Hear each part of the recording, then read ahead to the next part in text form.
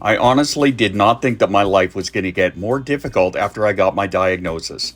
But here we are. My friend Claire made a video describing how their life has been harder since receiving their official ADHD diagnosis. I'll tag that video below. Not harder for the sake of being harder, but harder because they have the awareness that they have now. And I feel the exact same way since receiving my autism diagnosis last spring. In retrospect, I didn't think it was going to be that way at all.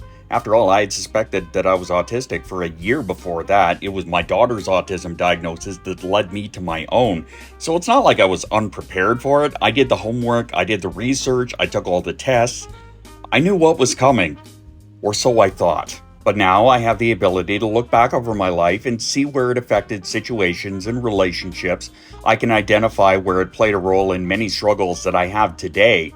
But teaching myself how to deal with all of this, well, it's a slow process, but that's also why I have a therapist.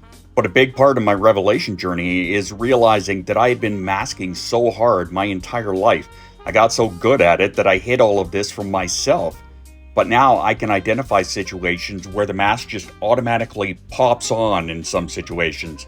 Even now, where I am in a place in my journey where I avidly do not mask in my own home, or at least I make an honest effort not to. But in doing so, allowing myself to relax, or as I like to say, resetting to factory default, it makes me realize just how hard everything was on me and how pushing through all of it just burned me out so hard.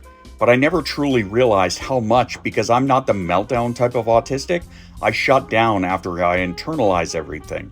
In fact, one task my therapist has for me right now from my last session is to allow myself to feel and express in situations where I just numb myself and internalize. And it has been so hard. But just like Claire said, I am so much more aware of the amount of energy that I have to expend in order to just do the basics.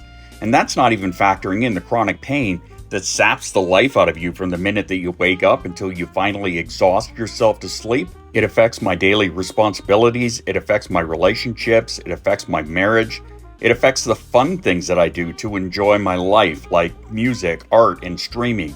And it has affected my content creation over the past few months. Some of you have pointed this out. And you all know that I'm 100% on, I will die on the hill of self-diagnosis is valid. But I'm also a huge proponent of if you can get an official diagnosis, to get one.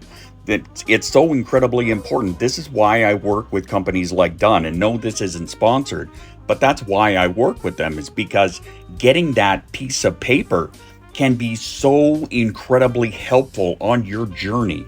But once you get that piece of paper, the work isn't done. Pun not intended. So yes, it is very freeing and validating to receive a diagnosis later in life, but it opens your eyes as to how much damage that you've already done, sometimes without even knowing that you were doing it.